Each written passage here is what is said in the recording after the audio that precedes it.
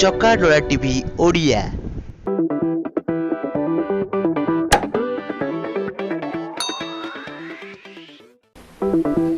Corona virus आतंक सारा दुनिया रे जारी रही।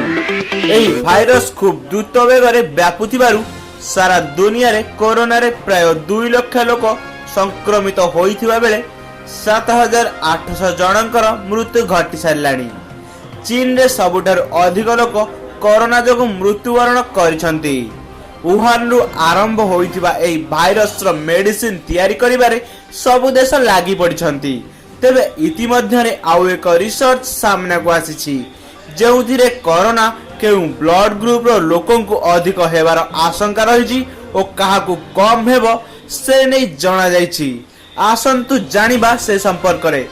तेबे दर्शक बंधु ए संबंध रे संपूर्ण जानिबा पई वीडियोटी को शेष पर्यंत देखंतु एवं जदि ए पर्यंत हम ए चैनल को सब्सक्राइब करनांती तेबे तळे थिबा नाली बटन टी को दबाई सब्सक्राइब करनियंतु एवं पाखरे थिबा बेल आइकन टी को दबाई दंतु जा फल एमती नुआ नुआ और इंटरेस्टिंग वीडियो आपण खूब शीघ्र पाई परिबे। वुहान रे करा जायथिबा रिसर्च रे जणा जायछि जे जे लोकन को ब्लड ग्रुप ए सेमान को कोरोना संक्रमण आशंका अधिक रहिछि। सेहीपरि जे मानक ब्लड ग्रुप ओ सेमान को संक्रमण आशंका खूब कम रहिछि। एही रिसर्च रे कुहा जायछि जे कोरोना रे मृत्युवरण करथिबा लोकंक मध्य रे अधिकांश लोकंक ब्लड ग्रुप ए रहिछि। एही रिसर्च रे कोरोना भाइरस रे संक्रमित मोट 2173 रोगी शामिल होइतिले। सेथिरु 206 जनक मृत्यु संक्रमण जोगु होइछि। चीन रो जनसंख्या उपरे करा जायथिबा आउ एक गवेषणा अनुसार चीन रे ओ ब्लड ग्रुप थिबा लोकंक संख्या अधिक।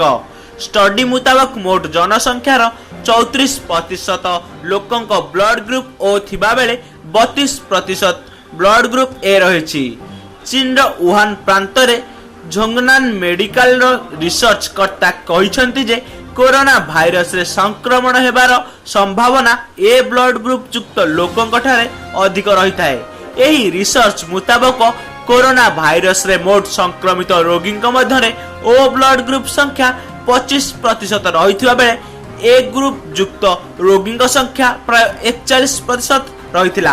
तेबे दर्शक बंधु आपनक ब्लड ग्रुप कोन हमु कमेंट माध्यम रे कमेंट कर जणांतु एवं वीडियोटी ऊपर आपनकर मतामत मध्ये कमेंट करंतु। वीडियोटी भल लागिथिले गोटे लाइक करंतु एवं शेयर कर ए संबंध रे समस्त को अवगत करंतु। एमति नुवा नुवा और इंटरेस्टिंग वीडियो पई हम चैनल को सब्सक्राइब कर रखंतु।